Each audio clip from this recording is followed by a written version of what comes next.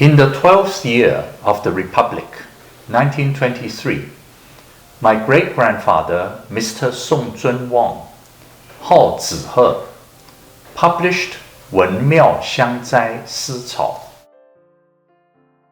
Poems from the Studio of Wen-miao-hsiang, a work by my second great-grandfather, Mr. Soong P'ei-ch'u, Ho-fang.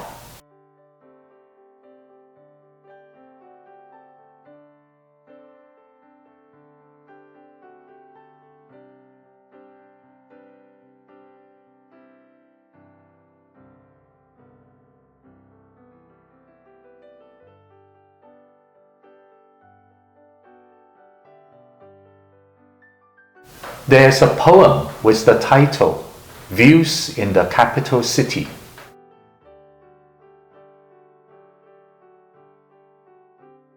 It reads, Wheels and hooves are worn to tire under the southern sky.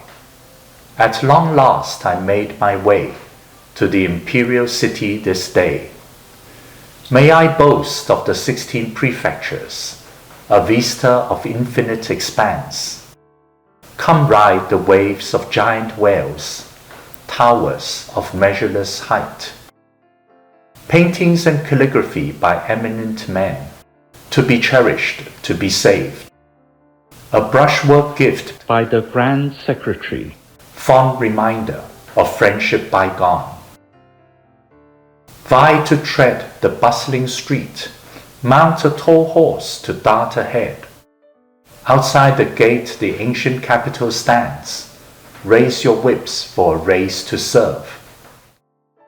My father, Mr. Hsing-an, inscribed these words above the poem.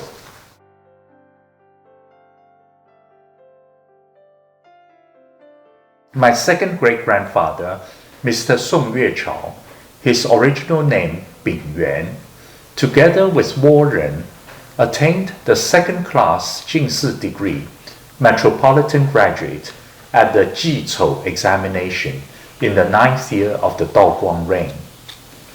When I was young, I saw a horizontal scroll hanging on the wall in the library of my grandfather, Mr. Soong Tz'u-ch. It was a gift from Warren to my great-grandfather, Mr. Soong Ho-fang. The words were, Grave and difficult tasks count on resilience. Elation and rage are tackled by cultivation. On the right, these words were inscribed, To Ho-fang, son of my friend. On the left, there was the signature, Warren.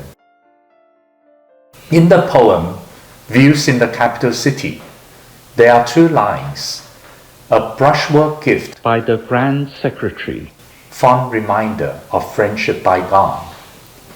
One can envisage their close relationship at that time. Acknowledged by Hsing-leng.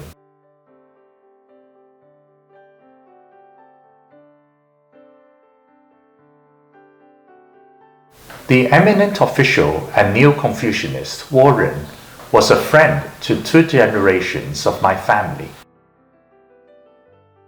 Warren attained the 进士 degree at the Tzu-ch year examination in the 9th year of the Daoguang reign, 1829. He was ranked second class, number 34. My third great-grandfather, Mr. Soong P'ei-ch'u, also known as Yue-ch, attained the 进士 degree in the same examination. He was ranked second class, number 103. According to the poem Views in the Capital City, the horizontal scroll my father saw when he was young was given to Mr. Soong P'ei-ch'u, also known as Ho-fang, when he visited Warren in Peking. After the fall of mainland China to the communists in the 38th year of the Republic, 1949, cultural artifacts in our old house were reduced to dust. Around 20 years ago, I acquired a pair of regular script calligraphy couplets by Warren. To recompense, the lingering pain from the earlier loss. The words are, prudence and serenity are apt in matters, simplicity and harmony a world in spring. Inscriptions on the right and left are, for the refined perusal of my family friend Gui, Ken-feng, Warren.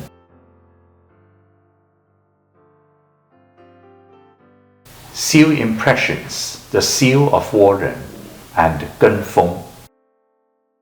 Warren 1804 to 1871, 字根风, Genzai. His original surname was ung-chih, a Mongol of the plain red banner born in Hunan province. He attained the Jingsi degree in the 9th year of the Daoguang reign, 1829. In the 13th year, 1833, he was promoted to academician expositor in waiting of the Hsing-an Academy. In the 14th year, 1834, he was appointed auxiliary academician of the Hall of Literary Profundity.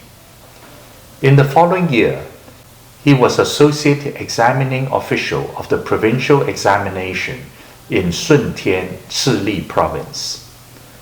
In the 17th year, 1837, he was principal examiner of the provincial examination in Fujian province.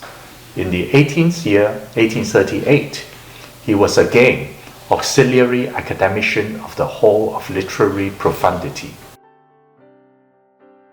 In the 22nd year, 1842, he was supervisor of the household administration of the heir apparent. In the 24th year, 1844, he was chief minister of the Court of Judicial Review. In the 26th year, 1846, he was Grand Minister Examiner of the Han History Examination. In the 27th year, 1847, he was Examination Official of the Military Hall Examination. In the 30th year, 1850, he was Deputy Commander-in-Chief and Grand Minister Assistant Administrator of Yarkand Khanate. In the 5th year of the Xianfeng reign, 1855, he was appointed Academician Expositor in Waiting of the Hsing-an Academy. In the following year, he was Attendant Gentleman of the Ministry of Rites in Shenyang, Liaoning Province. In the 8th year, 1858, he was Vice Commander-in-Chief of Shenyang, Liaoning Province, as well as Expectant Commander-in-Chief of the Mongol White Banner. In the 11th year, 1861, he was appointed Envoy to Korea. In the first year of the Tongzhi reign, 1862, he was promoted to Minister of the Ministry of Works, Tutor to the Emperor, and Chancellor of the Hsing-an Academy. In the second year, 1863, he was Chief Superintendent of the Institute for the Veneration of Literature. In the fourth year, 1865, he was Instructor and Grand Minister Examiner of the Directorate of Education Examination. In the following year, he was Grand Minister Examiner of the Han History Examination. In the 6th year, 1867, he was Concurrent Assistant Director of the Hall of Literary Profundity and Director General of the Historiography Institute. In the 9th year, 1870, he was Principal Examiner of the Provincial Examination in Sun-tian, Zhili Province. In the 10th year, 1871, he was Grand Academician of the Hall of Literary Glory. In that year, Warren passed away. He was posthumously awarded the rank of Grand Guardian and canonized as Wen-duan. When Warren was appointed tutor to Tongzhi Emperor in 1862, he was already an eminent Neo-Confucianist. His scholarship strove for implementation.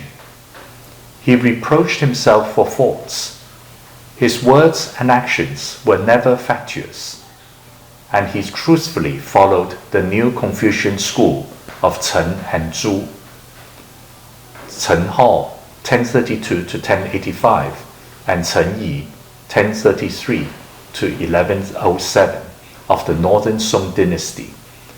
Zhu-xi, 1130 to 1200 of the Southern Song dynasty. Warren was greatly appreciated by Dowager Empress Hsing-an, 1837 to 1881, and Dowager Empress Cixi, 1835 to 1908. In the draft history of Qing, Warren's tutorship is described in these words. The two Dowager Empresses considered Warren to be sagacious, dignified, and vigilant. His scholarship was first-rate and exceptional. He was instructed to be the tutor to Muzong Tongzhi Emperor. Warren compiled the deeds of the ancient emperors and the memorials of distinguished officials throughout history. He supplemented them with his commentaries. He presented them to the emperor, and it was decreed the title Qi Xing Jing Jian, Golden Mirror for Instruction of the Heart. It was deposited in Hongde Hall, the emperor's study, as teaching material. Warren was always stern and upright. Tongzhi Emperor was particularly awed by him. After his appointment as tutor to the emperor, Warren compiled the Golden Mirror for Instruction of the Heart. It expounded the directions of Confucian governance and the principles of self-cultivation for the emperors. The last paragraph of the lecture notes by Warren is especially instructive for those in government, no matter from which country or race in the world. His words are, Mencius refuted the idea of profit and claimed it was wrong. He wanted to adopt benevolence and righteousness to save the world forever. By the time of the Warring States period, 476 BC to 221 BC, the way of benevolence and righteousness had crumbled. Contemporary rhetoricians all pressed forward to counsel the theory that efforts were to be expended for the sake of profits, and most kings believed and relished it. Hence, after Mencius arrived, King Hui of Liang asked for counsel to profit his kingdom. It is only self-serving for the king to seek profit for his kingdom. The king wishes to benefit himself, and everyone wishes to benefit oneself too. The trend to rival and reeve thus begins, and words are not enough to describe the coming catastrophe. Mencius said, "Why must your majesty use that word profit?" He asserted that the word profit should certainly not be voiced. He then said, "What I am likewise provided with are counsels to benevolence and righteousness, and these are my only topics." Benevolence is derived from the love for others. It can embrace and safeguard the four C's. Righteousness is employed to deal with matters. It can manage and govern all human affairs. If profit is not mentioned, naturally nothing is deemed unprofitable. There is no other satisfactory way. At a time when human greed is overflowing in our world, most people will find the theory of benevolence and righteousness anachronistic, and they will denounce them. People do not understand that placid path does not exist outside the Confucian way. There are only thorn-filled paths. Effort for the sake of profit does not exist outside benevolence and righteousness. There are only catastrophes. During the three dynasties of Shang, Song, and Zhou, the mind was upright. The custom was modest. Governance was invigorated at the top. Education was implemented from below. These were to do with benevolence and righteousness. In later dynasties, governance becomes atrocious. Human minds become unkind. Honesty, shamefulness, and the moral way have disappeared. Thieves and bandits increase daily. These are to do with profit. This is the cause of stability and chaos since the beginning of history, and there is no exception. Mencius discussed this back and forth in 7 chapters. They are almost all on this topic. Therefore, benevolence and righteousness is the right way to tackle the root and settle the source, to turn back the world of chaos. Which direction should those in government follow? I hope they will think hard to differentiate. Mu Zong was enthroned in the first year of the Tongzhi reign, 1862. He was only 6 years old. Warren was then 58. 13 years later, in 1875, Mu Zong died. Even if he had attained the profundity of Golden Mirror for instruction of the heart and apprehended the Confucian way, a death so young terminated all possible aspirations. His life was as ephemeral as a shadow. There are many enlightening guidances in the memorials of Warren. In February, in the 30th year of the Daoguang reign, 1850, Warren wrote a memorial in response to the emperor's decree. Some words are: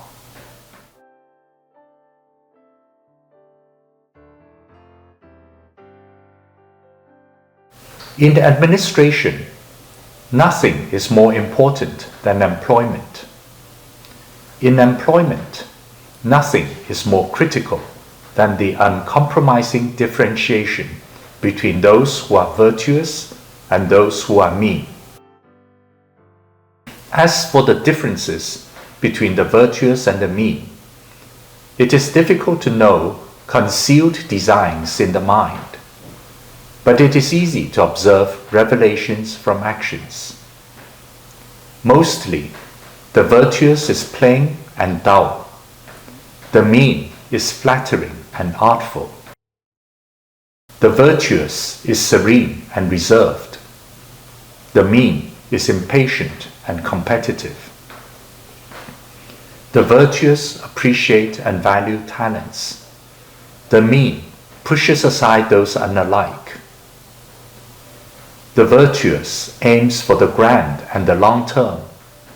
His priority is the well-being of the country. The mean calculates the immediate, making the most out of accumulation and callousness. The virtuous is upright and does not bend. He offers no flattery. The mean is flexible in agreement and disagreement, catering to the joy and ire of the superior by stepping forward or hiding behind. In court, the virtuous counsels and argues, bolsters and assists, remedies and supplements, while the mean accommodates and ingratiates. Recommendations are given to cover the faults and extend the pride of the superior. The virtuous advances discussions on anxious and perilous issues, bringing alarms into the respectful heart of the superior. The mean frequently makes references to destiny, does not worry about great changes, and fosters the leisurely outlook of the superior. The public and the private, the demonic and the upright. Opposites are usually so. In all sectors of society today, if there can be uncompromising differentiations between the virtuous and the mean, the virtuous promoted and the mean demoted, is it not possible to attain a world of great peace? Warren was a revered friend of Kuo-fan, 1811 to 1872. In the section of Ren Ying-ye, in Zhen Wen Zhen Gong Ri Ji, the diary of Kuo-fan, he wrote about their friendship.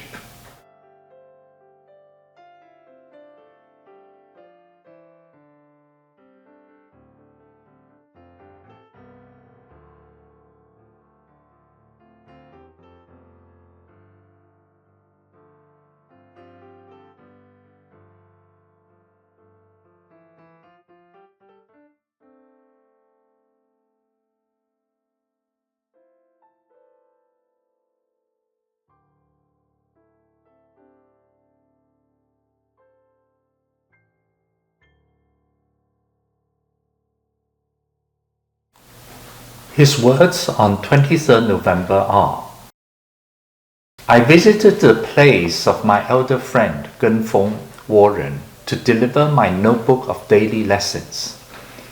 I implored him to instruct and rectify it. His appearance was disciplined, serious, and serene. I know he keeps rejuvenating his spirit daily. Kuo-fan wrote on 26th November, I came back and received my copy of the notebooks of daily lessons from my elder friend Ken-feng Warren. He inscribed some commentaries in the notebook. I was alarmed and perspired while reading it. He lectured me to clear everything and to begin anew as a person. How fortunate it is for me to receive his words that are akin to medicine. Whenever I read the notebook of daily lessons by Ken-feng himself, there's always a sense of caution and alarm. It is altogether contrary to mine, with my sense of idleness and indifference to alertness and trepidation. Ren Ying-ye was the 22nd year of the Daoguang reign, 1842. Kuo-fan was 31 years old, and he was appointed assistant editor of the Historiography Institute. He resided in Peking and dedicated himself to studying the teachings of the new Confucian school of Chen and Tzu. Every day, he practiced self-denial in the pursuit of scholarship. He committed himself to correct his faults, and he chronicled these in what he called Notebook of Daily Lessons. He devised 12 articles for his daily lesson as rules to improve himself. 1. Be respectful. 2. To meditate. 3.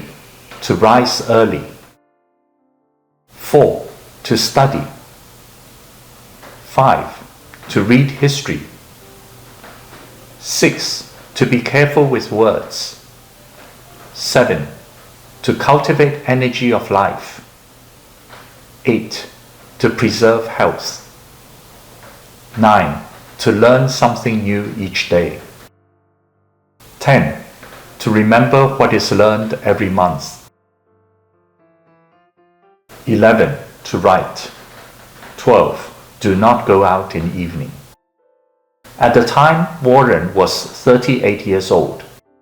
He was residing in Peking and was appointed supervisor of the household administration of the heir apparent. The two of them were dedicated to the new Confucian school of Chen and Tzu. They saw each other regularly, writing their respective notebook of daily lessons and exchanging their views on new Confucianism. On 26 October in Ren Ying-ye, 1842, Zheng Guofan wrote a letter to his brothers. Part of it reads, Mr. Wu Ken-feng adheres to a strict discipline to practice sincerity. Every day, he writes in a notebook of daily lessons.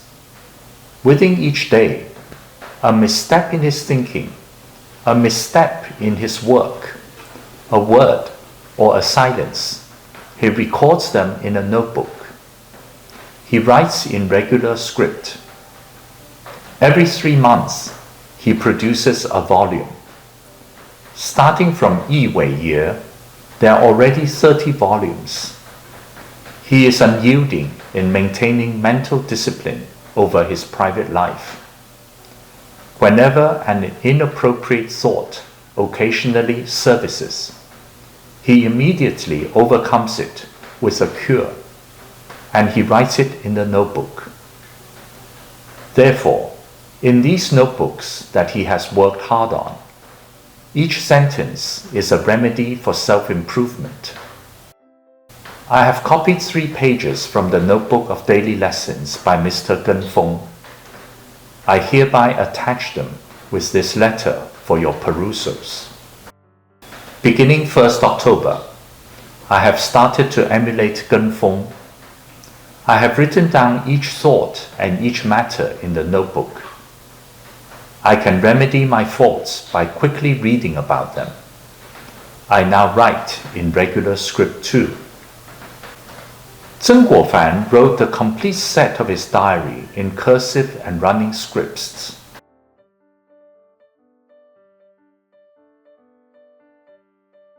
However, from 1st October to 29th December in Ren Ying Year, he wrote in regular script instead.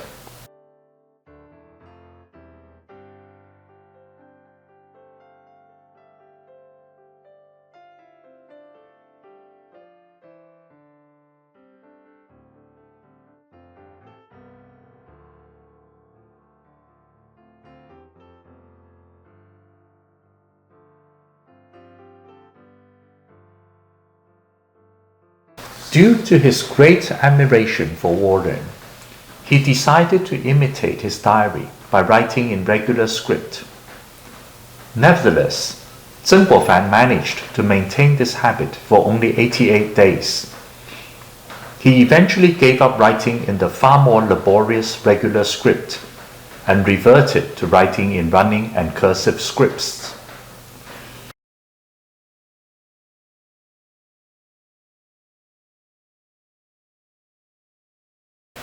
As virtuous a man as Zheng Guofan, even he could not execute every matter from beginning to end. 4 years after the death of Warren, in the first year of the Guangxu reign, 1875, Tu-lang Xian, whose studio name was Chou Wo-zai from Liu'an, Anhui province, published Guo Wen Duan Gong Yi Shu, the works of Warren.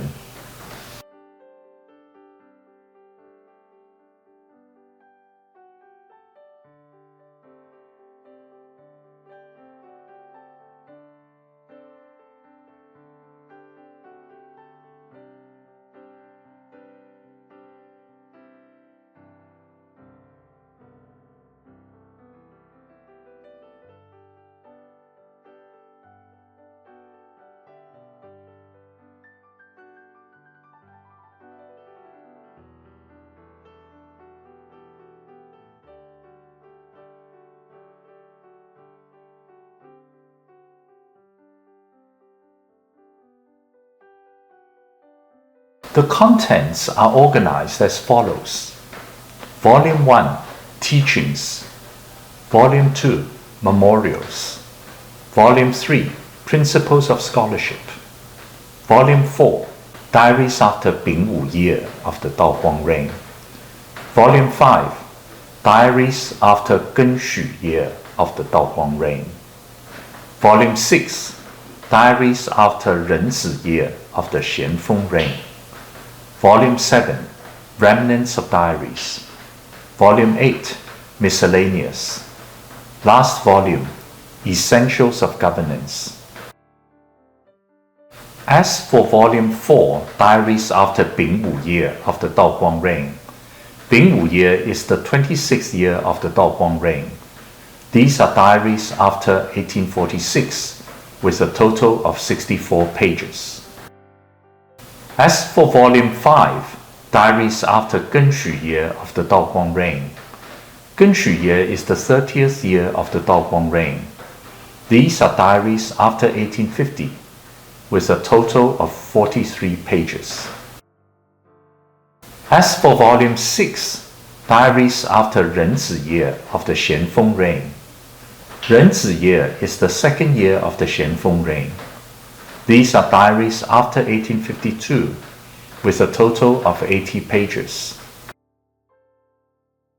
As for Volume 7, Remnants of Diaries, the years are uncertain, with a total of 11 pages. In the Studio of Prunus Old, there's a volume of the Manuscript Diary by Warren.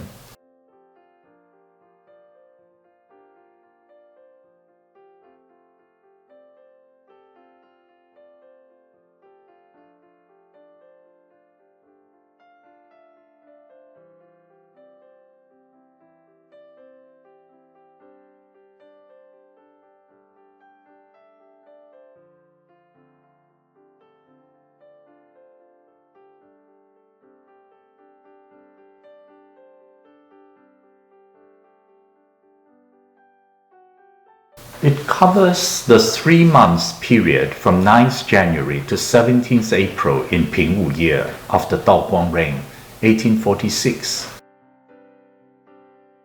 There are inscriptions on the upper pages and the affixed paper scripts throughout the pages of the manuscript.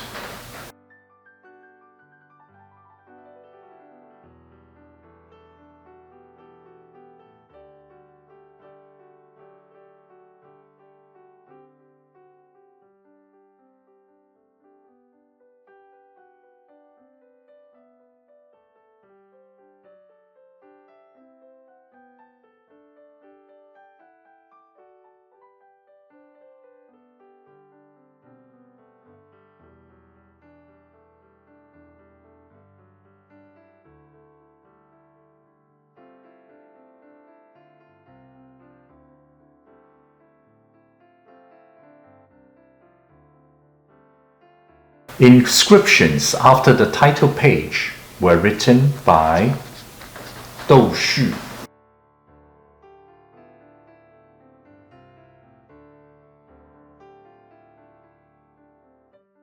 Tz'u-ch,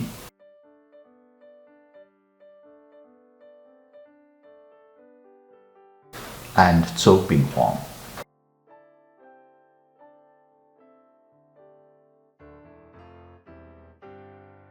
There is a sheet with their biographies, the author unknown.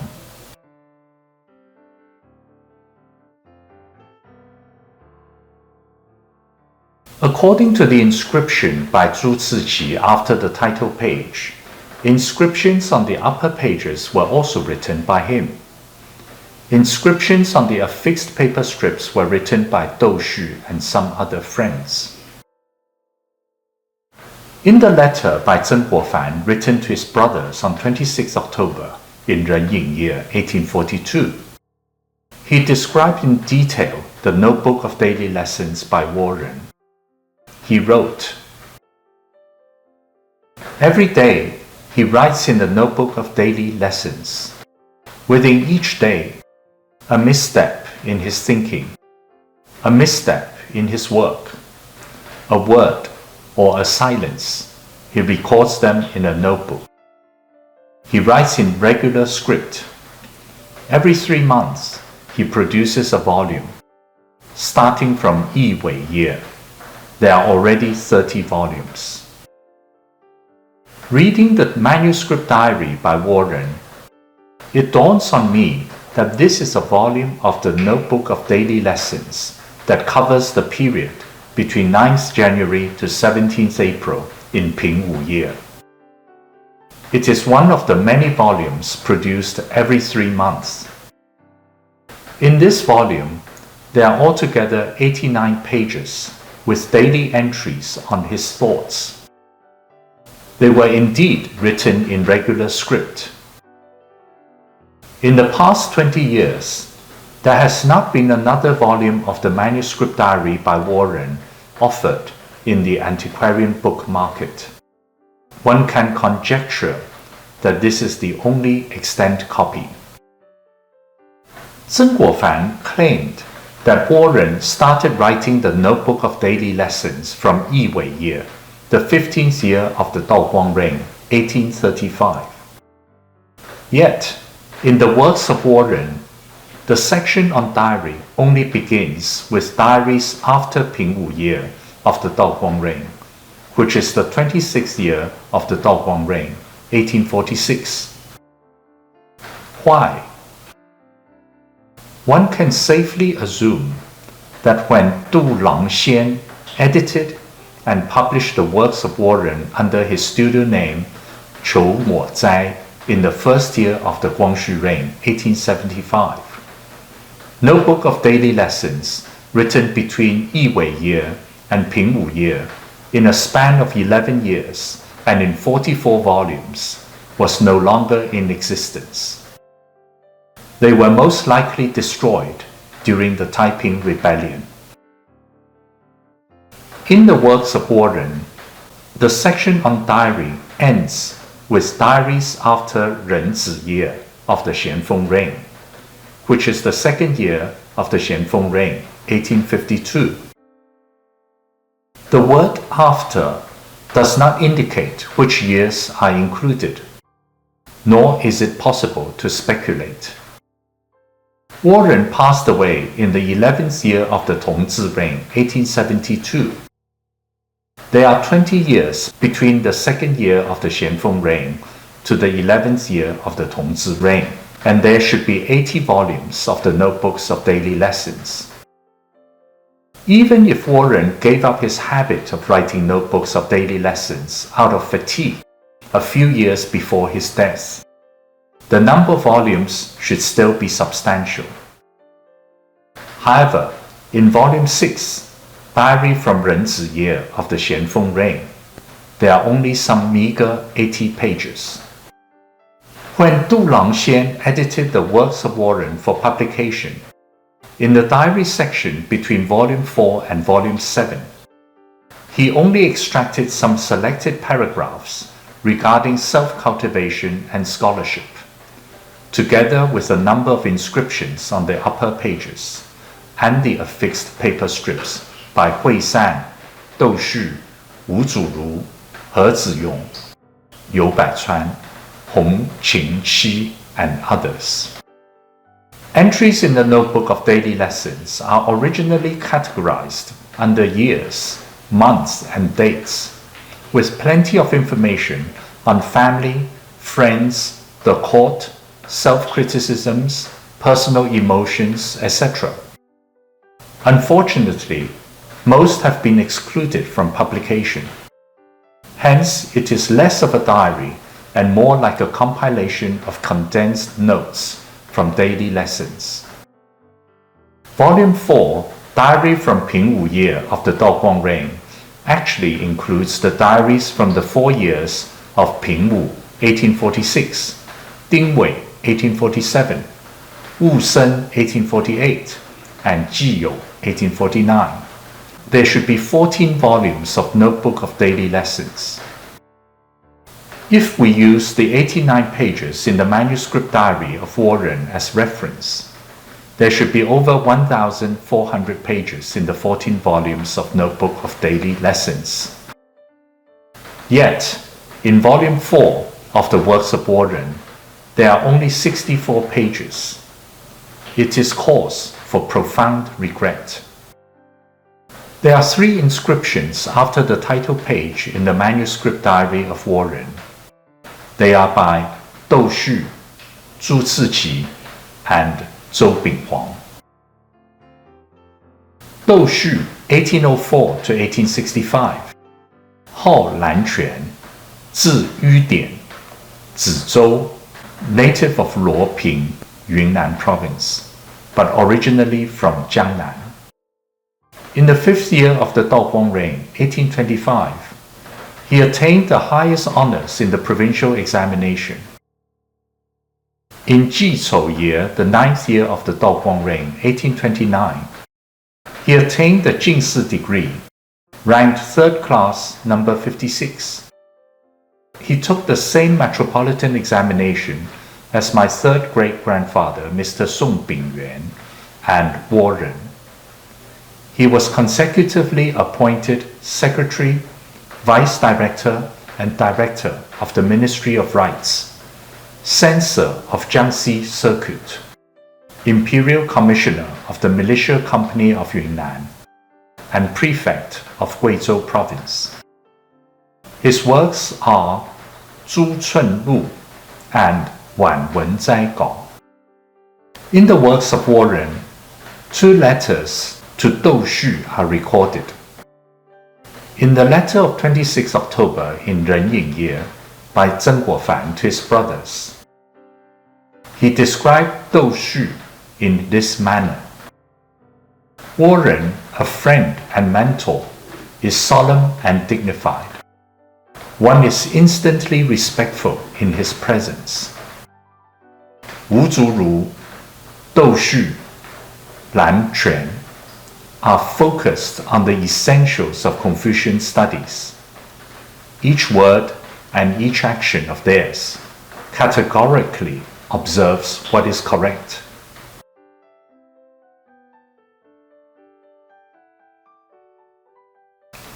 The inscription by Dou-shu reads, "The achievements of Sima Guang, 1019 to 1086, when he was the Grand Counselor, were magnificent indeed. His virtues and bearing were profound. Chen-ho believed in the resolution of implementation. They could not foretell that Lord Qing-sun, 1465 to 1547, followed the teachings of the school of Chen and Zhu. Chen-ho, 1032 to 1085, and Chen-yi, 1033 to 1107 of the Northern Song dynasty. Zhu-xi, 1130 to 1085 of the Southern Song dynasty. He rejected the teachings of the school of Lu and Wang.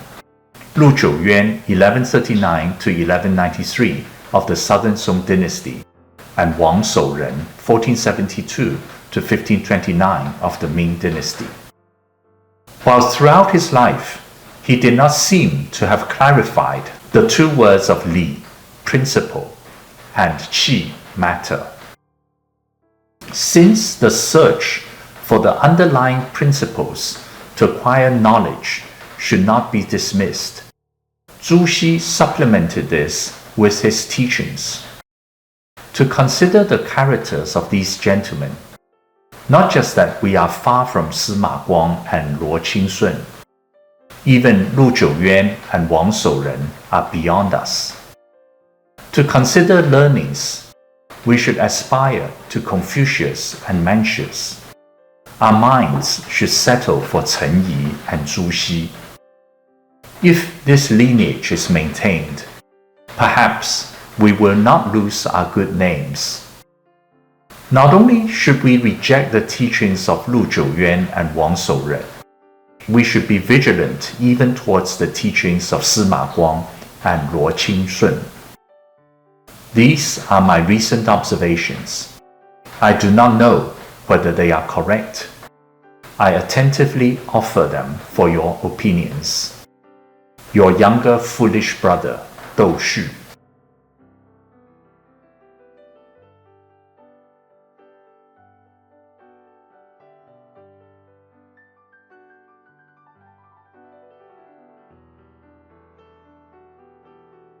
In the short inscription, Dou-shu discussed the school of Chen and Zhu, as well as the achievements and failings of eminent scholars.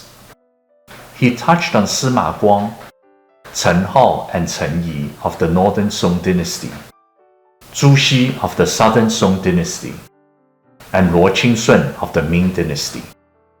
He also touched on the school of Lu and Wang, Lu Zhouyuan of the Southern Song dynasty, and Wang Shouren of the Ming dynasty. Tz'u-ch 1807 to 1881, Tz'u-ch, Ho, Tz'u-gui, also known as Zhu-jiu-jiang, native of Nanhai, Guangdong province. He attained the Jingsi degree in Dingwei year, the 27th year of the Daoguang reign, 1847, ranked third class number 114. In that year, Warren was already appointed the Grand Minister Examiner of the Dingwei year provincial examination. Hence, in his inscription, Tz'u-ch addressed Warren as his senior friend. In reality, Warren was only older than Tz'u-ch by 3 years. Zhu was once magistrate of Hsing-an in Shanxi province for 190 days. During this time, he greatly altered the customs of the county. When he left, tens of thousands of locals implored him to stay. Afterwards, he led a quiet life in Zhoujiang of Foshan in Guangdong province. He taught at the school of Lishan Caotang for 30 years. He was known as later Zhu Xi. In his final years, he burnt most of his writings. His works that remain are 四如诗斋诗集、大雅堂诗集。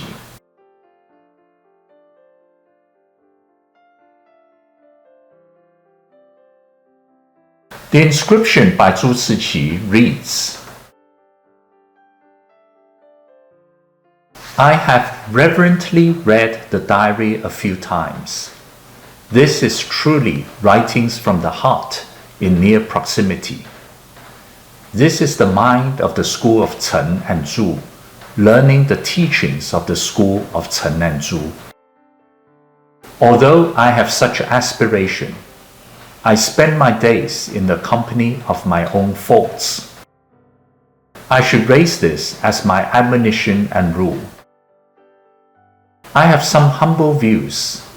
Each has been inscribed on the upper pages. It is not that I dare to add on to the writings of my senior friend. I use this as a place to receive your teachings. I have kept silent my trepidation. To my senior friend and teacher, Ken-feng, Qi, the belated student, bowed.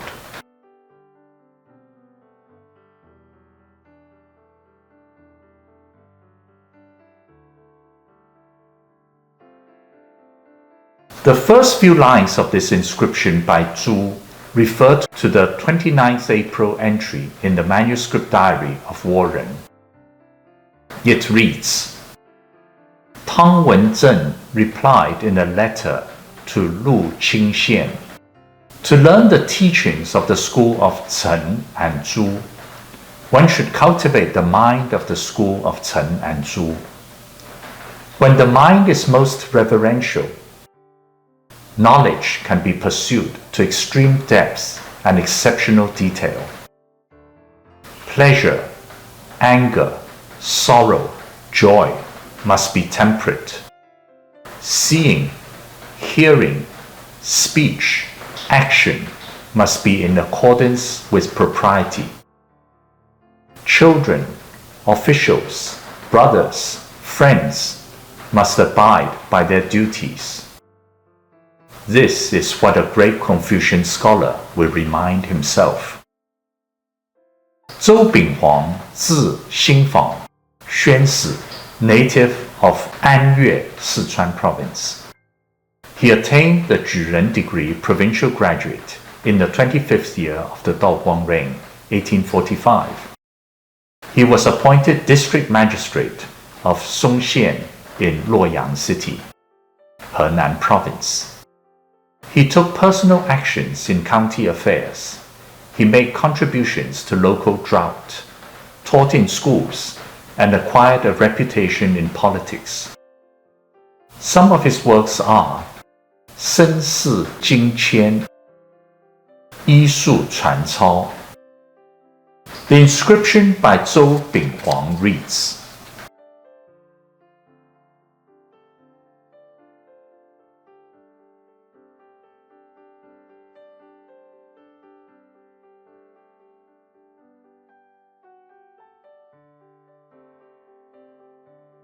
The words of self-reflection and self-restraint by Confucian scholars are placed on the desk, mostly studied but not absorbed. Though occasionally one is particularly motivated and felt extremely vigorous. After a while, one becomes frivolous and leisurely. By the end of the year, nothing is achieved. Furthermore, the dusty world is affecting. So much time has been spent in the midst of it. Even the elementary learning of Confucianism fails to remedy. The roots of past habits cannot be severed. And then comes the day of self-admonition and forgiveness. We are all nearly the same. When do we see someone who nurtures the mind, cultivates human nature, reflects and observes oneself, turns on and reforms oneself, just like Mr. Ken-feng? I read the diary until my cheeks were reddened again, and perspiration ran down my back many times. I am angry with myself for not comprehending the Confucian way, and for learning too late. I can barely uphold myself with some minor skills. They yield no clue about the mind nor human nature. But on this matter, I managed to acquire some understanding. Sir, you have taken this on as your mission. There is not a single moment of respite in your daily life. Furthermore, your true friend explained to you the teachings of the school of Chen and Zhu in the Ming Dynasty. Therefore, you are not remote from us. You have since revived the lost scholarship. However, as for the details you make use of daily, it seems unnecessary to examine and reform them too harshly. For the reverse is the inability to be carefree. My humble view is when you uphold the broader essentials for some time, after days and months, your resolve will mature. If there's a little discrepancy, it will naturally turn from minuscule to nothing. I am foolish and stubborn to forgive myself. It is a trivial view of mine. Perhaps it can benefit your unadulterated cultivation. I respectfully inscribe a few words after reading this, to extend my admiration and to beseech your wisdom. I pray you will not discard a piece of writing from a far-away official. Attentively acknowledged by your foolish younger brother, Zhou Binghuang.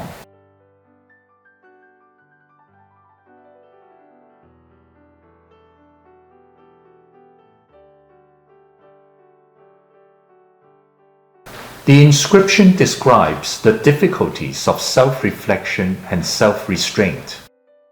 It suggests to cede the inspections of small details and be less demanding. It can also be beneficial to self-cultivation. A small adjustment is a remedial formula to implement the teachings of Chen and Zhu.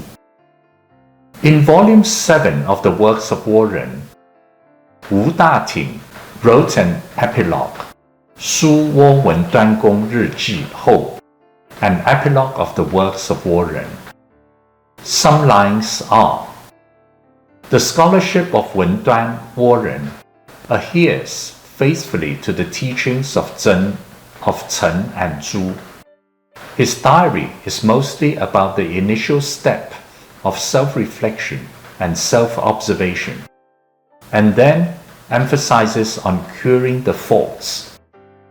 He does not talk about the novel nor the adventurous, but word by word, he expresses his thoughts.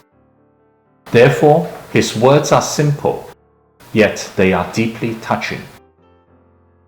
In the manuscript diary by Warren, family intimacy and guidances to foster family harmony are frequently mentioned.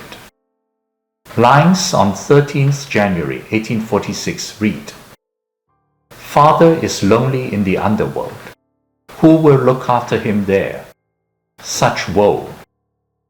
Lines on 15th January 1846 read, "Regarding the food for ancestor worship, I thought of his favorite dishes and could not help crying. On this day last year, I was still persuading him to eat something. Alas, such woe." Lines on 10th January 1846 read, "Yesterday I scolded the children for getting up late. Today they all got up, yet I was still fast asleep. I feel quite embarrassed." Lines on 11th January 1846 read, "After the meal I was tired. I read ung-chih. Some words are. It is most difficult to maintain harmony in the daily life of a family. To be somewhat in a low spirit, it usually comes from greater distance or from quarrels. It is so true.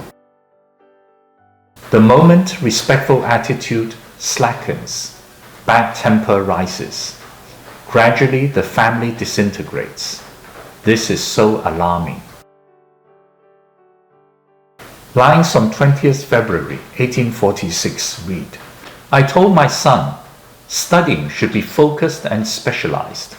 This is the way of the public examinations. For body and soul, it is even more so. In order to teach the son, I should not complain about setting myself up as an example. I should encourage myself." Lines on 29th February 1846 read, "There should be forgiveness towards the son. I should not discipline him on my personal opinions." Warren was meticulous with his education for the children.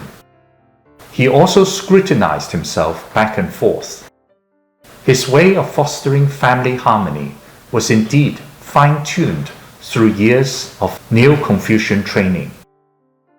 Warren long nurtured the children with his teachings. In the moment between life, death, and great danger to the country, they did not compromise their moral rectitudes. The son Fu-hsian was consecutively appointed Sword Control Circuit of Jiangsu Province and Circuit of Huining Ci Tai Guang Dao in Anhui Province. In the 10th year of the Xianfeng reign, 1860, the Taiping army sacked Ningguo City in Anhui Province. Fu-hsian was killed after the surrender. He was posthumously awarded Chief Minister of the Court of the Imperial Stud and Commandant of Cavalry. The son Fu-yu was consecutively appointed Sword Distribution Commissioner of Lianghuai, Provincial Administration Commissioner of Jiangsu Province, and Provincial Administration Commissioner of Jiangxi Province. In the 26th year of the Guangxu reign, 1900, the Allied forces occupied Peking. Fu Yu committed martyrdom by taking poison. Female members in his family also committed martyrdom. The nephew, Fu Ren, was consecutively appointed governor of Shandong Province and Anhui Province. In the 26th year of the Guangxu reign, 1900, the Allied forces occupied Peking. Fu Ren committed martyrdom with his family members. One may postulate that Fu Xian, Fu Yu, and Fu Ren constantly motivated themselves in their daily lives as followers of Confucianism. In the manuscript diary by Warren, there are 3 paragraphs that can be cautionary reminders in unsettling times. Lines on 11th January 1846 read, "This was the conversation I had with Hui the junior steward. All you need is just one person with a heart that is fearful of poverty and death. Moral rectitude will succumb. That person will influence others and make the trend prevalent." We sighed. Lines on 13th January read, "To take action while knowing it is an impossible feat comes from a heart that is full of compassion. Do not ask the way of the world, nor the way of their hearts. Do not let this fervor for goodness subside." Lines on 16th April 1846 read, "Let us see what Mr. Liu said about governance. The priority of government is to nurture righteousness.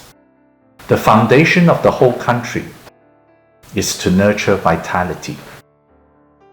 This is a profound and truthful expression of the rationale of benevolence towards the people and love for all beings. They are all derived from complete sincerity and compassion." These are the words from a Confucian scholar trying to save the world. I unexpectedly encountered them on some tenuous and frail pieces of paper. I was born into a world of turmoil. How can my heart be unmoved?